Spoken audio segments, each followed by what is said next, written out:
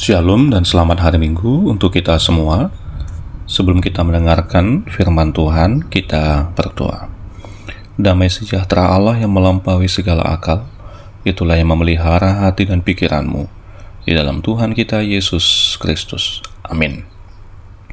Bapak Ibu yang terkasih, yang menjadi firman Tuhan untuk kita pada hari Minggu ini tertulis dalam Ulangan 30 ayat 15 hingga ayat 20. Beginilah firman Tuhan. Ingatlah, aku menghadapkan kepadamu pada hari ini kehidupan dan keberuntungan, kematian dan kecelakaan. Karena pada hari ini aku memerintahkan kepadamu untuk mengasihi Tuhan Allahmu dengan hidup menurut jalan yang ditunjukkannya dan berpegang pada perintah, ketetapan, dan peraturannya, supaya engkau hidup dan bertambah banyak dan diberkati oleh Tuhan Allahmu di negeri kemana engkau masuk untuk mendudukinya.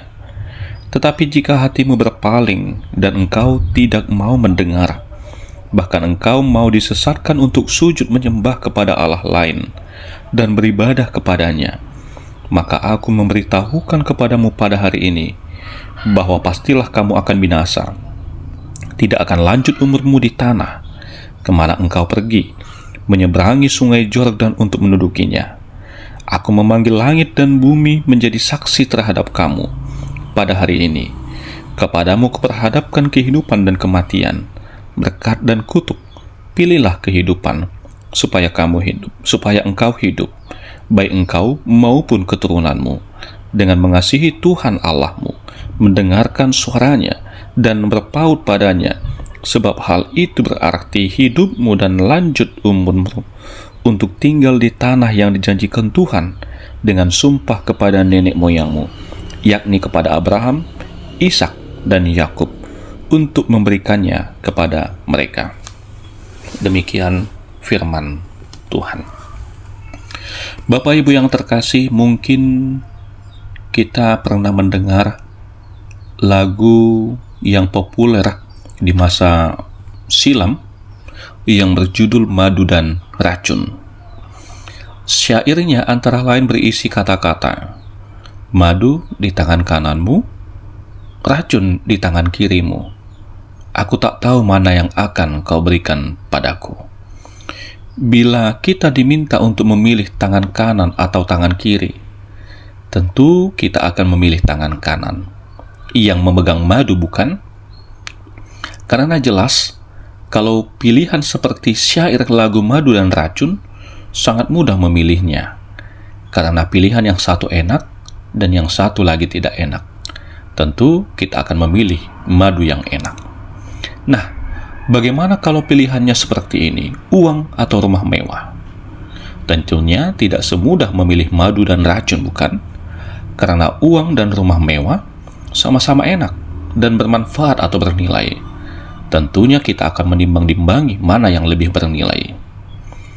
Lalu bagaimana seandainya kalau lagu itu berbunyi, Tuhan di tangan kananmu, uang di tangan kirimu? Mana yang akan kita pilih?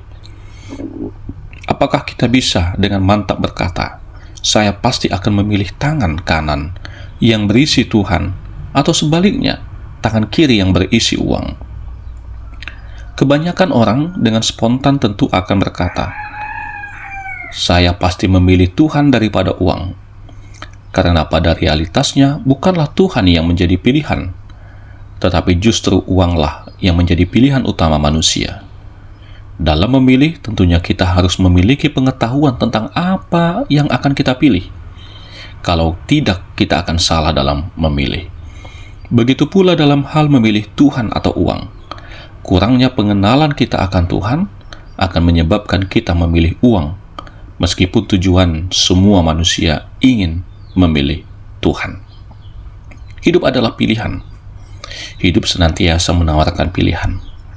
Pagi hari diperhadapkan dengan pilihan, bangun atau tidur lagi. Setelah bangun pun demikian, hendak sarapan atau tidak. Setelah memilih untuk sarapan, kita diperhadapkan kembali pada pilihan. Makan apa? Nasi atau roti? Dan begitulah seterusnya.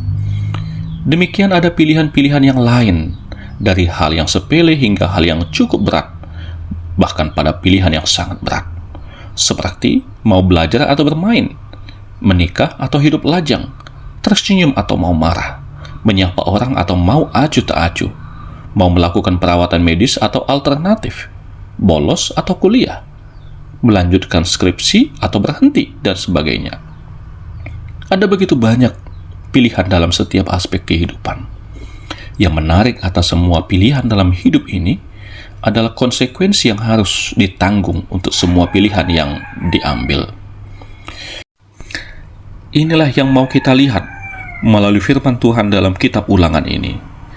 Kitab Ulangan berisikan penegasan dan pengulangan kembali tentang apa yang telah disampaikan dan dilakukan Allah melalui Musa kepada bangsa Israel, agar sebagai generasi yang baru yang memasuki tanah perjanjian mereka tetap setia, berpegang, dan melakukan perintah dan ketetapan Tuhan. Makanya atas perintah Tuhan, Musa mengajarkan perintah dan ketetapan Tuhan kepada umat supaya dilakukan dengan setia, dilakukan terus-menerus kemanapun mereka pergi.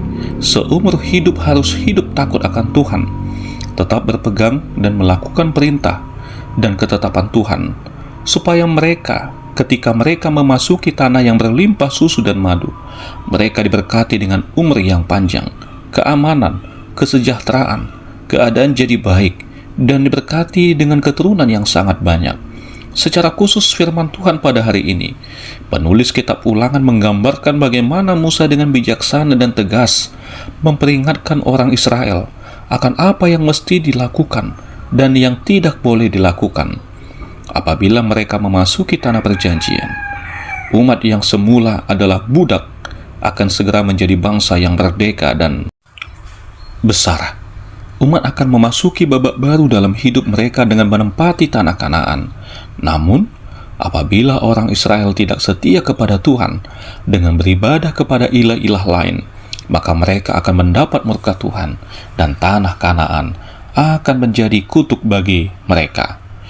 Umat sedang diperhadapkan dengan dua kemungkinan kehidupan, yaitu mengasihi Tuhan, mendengarkan suaranya, dan berpaut kepadanya, atau yang kedua, kematian, jika hatinya berpaling dan mereka tidak mau mendengar, bahkan mereka mau disesatkan untuk sujud menyembah kepada Allah lain. Kehidupan atau kematian yang dihadapi itu masing-masing mengandung segi jangka pendek pada generasi ini maupun jangka panjang pada generasi berikutnya. Ini dapat kita lihat dengan istilah baik engkau maupun keturunanmu. Bapak Ibu yang terkasih, pilihanlah yang diperhadapkan kepada kita, yaitu tentang memilih kehidupan atau kematian.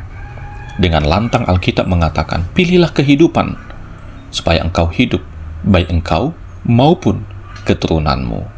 Dengan jelas firman Tuhan berkata bahwa ada pilihan yang dihadapkan kepada kita yang bisa bermuara pada ujung yang sama sekali berbeda. Kehidupan dan kematian, berkat atau kutuk, itu menjadi arah atas pilihan-pilihan kita. Selain itu, melalui pernyataan ini, Musa juga hendak mengatakan bahwa ketaatan dalam melakukan perintah Tuhan bukan semata-mata berkaitan dengan persoalan apakah bangsa itu mampu melakukan perintah itu. Tetapi yang terpenting adalah apakah mereka mau melakukannya. Penekanannya bukan pada kapasitas, namun lebih pada loyalitas mereka, yakni komitmen mereka untuk mau taat dan mengasihi Tuhan. Lalu apa yang harus dilakukan oleh umatnya Bapak Ibu yang terkasih? Mengasihi Tuhan Allah dengan segenap hati, dengan segenap jiwa, dan dengan segenap kekuatan. Kasih yang digambarkan dalam Ulangan 6 ayat 5 merupakan ketaatan dan perasaan bangsa Israel kepada Allah. Kasih dan ketaatan memiliki kaitan yang erat. Mengasihi Allah berarti menuruti segala perintahnya. Mengasihi berarti memberi perhatian penuh pada orang lain. Dengan kata lain, mengasihi Allah berarti memberi perhatian penuh kepada Allah. Jika diperhatikan dalam kitab Ulangan di pasal-pasal yang sebelumnya, terkhusus dalam Ulangan 6 ayat 4-9, terdapat sebuah himbauan juga layaknya di firman Tuhan pada hari ini, agar bangsa Israel mengasihi Allah, satu-satunya Allah yang esa di dalam kehidupannya. Yang menjadi pertanyaan kita pada hari ini, Bapak Ibu yang terkasih, apakah kita benar-benar mengasihi Dia, mengasihi Tuhan dalam kehidupan kita? Seharusnya jawabannya adalah ya, karena Dia memelihara hidup kita. Istilah yang dipakai untuk seorang gembala yang menggembalakan domba-dombanya dan melepaskan kita dari orang-orang fasik. Mengasihi Tuhan tidak boleh setengah hati. Jangan sampai sebagian hati mengasihi Tuhan, sebagian lain entah kemana. Jangan juga mengasihi Tuhan setengah jiwa. Begitu pula jangan mengasihi Tuhan setengah kekuatan saja, sementara sebagian lagi ditaruh di tempat lain. Firman Tuhan mengatakan segenap, artinya seluruhnya. Kita tidak bisa mengasihi Tuhan, tapi pada saat yang sama kita membenci sesama. Yohanes menuliskan, jikalau seorang berkata, aku mengasihi Allah, dan ia membenci saudaranya, maka ia adalah pendusta. Karena barang siapa tidak mengasihi saudaranya yang dilihatnya, tidak mungkin mengasihi Allah yang tidak dilihatnya. Jangan menjadi pendusta. Jujurlah pada Tuhan, sesama dan diri sendiri. Tuhan sudah begitu baik terhadap kita. Itu tandanya Dia mengasihi kita. Kita mengasihi karena Allah lebih dahulu mengasihi kita. Maka, sebagai balasannya, kita juga harus mengasihi Tuhan yang sudah terlebih dahulu mengasihi kita. Ingat bahwa orang yang mengaku mengasihi Tuhan haruslah juga mengasihi sesamanya. Jangan berteriak menyebut nama Tuhan ketika menghancurkan hidup sesama. Mungkin kita mengatakan, Tuhan, saya rindu dapat benar-benar mengasihi, tapi sering sekali saya gagal. Sering saya mengecewakan Engkau, sering jatuh ke dalam dosa. Saya masih banyak kekurangan. Saya merasa kurang, bahkan gagal memberi yang terbaik dalam kehidupan saya. Kenapa? Karena saya setiap kali memperbaharui komitmen saya untuk mengasihi Engkau, tapi itu hanya bertahan sebentar, dan begitu cepat hati saya berubah terhadap Engkau. Mungkin sudah tidak terhitung berapa kali saya berusaha dan mengasihi Engkau, dan saya gagal. Inilah yang sering sekali kita hadapi ketika kita mengikut dan mengasihi Dia. Lalu, bagaimana? Apa yang harus saya lakukan? Jangan pernah melupakan kebaikannya. Situasi hidup bisa berubah, tapi jangan biarkan kasih dan setia kita berubah dari Tuhan. Aku tetap mengasihi Engkau, walaupun kehidupanku sulit. Tuhan mengasihi saya dan saudara. Inilah yang menguatkan kita untuk tetap setia dan terus berjalan, sekalipun sering sekali kita merasa gagal.